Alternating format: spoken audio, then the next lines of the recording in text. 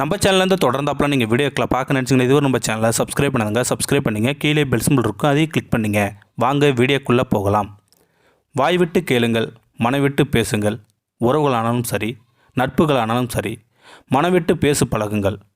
ஒரு இராணுவ வீரன் ஒரு இளம்பெண்ணும் காதலித்து திருமணம் செய்து கொள்கிறார்கள். 3 மாதத்தில் போர் ஏற்பட இராணுவ வீரன் போருக்கு போக வேண்டியதாகி விடுகின்றது. அவன் போகும்போது மனைவி கர்ப்பிணி. இருவருமே மிகுந்த மன வருத்தத்தில் பிரிகிறார்கள். போர் முடிந்து உயிரோடு திரும்புவது நிச்சயமில்லை அல்லவா?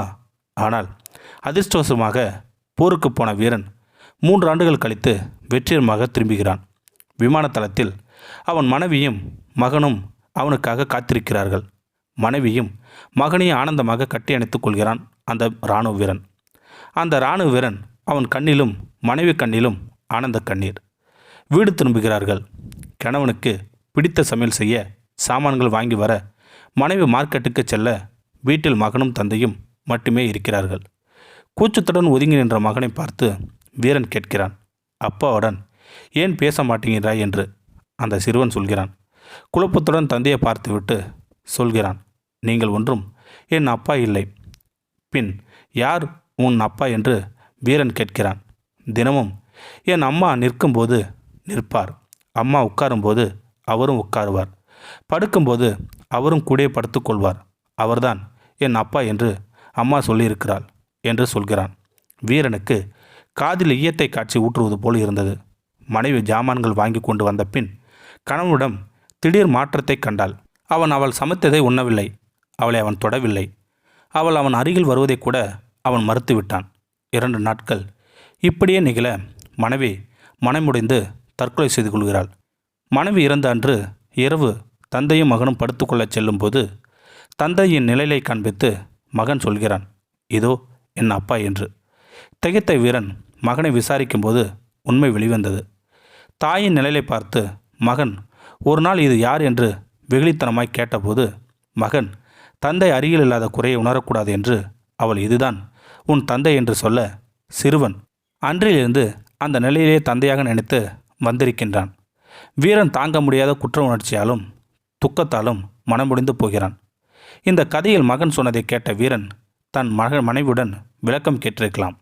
மனைவியும் கணவனிடம் நடவடிக்கை பற்றி விளக்கம் கேட்டிருக்கலாம். இருவரும் வெளிப்படையாக மனவிட்டு பேசியிருந்தால் அவர்கள் வாழ்க்கை ஆனந்தமாக சென்றிருக்கும்.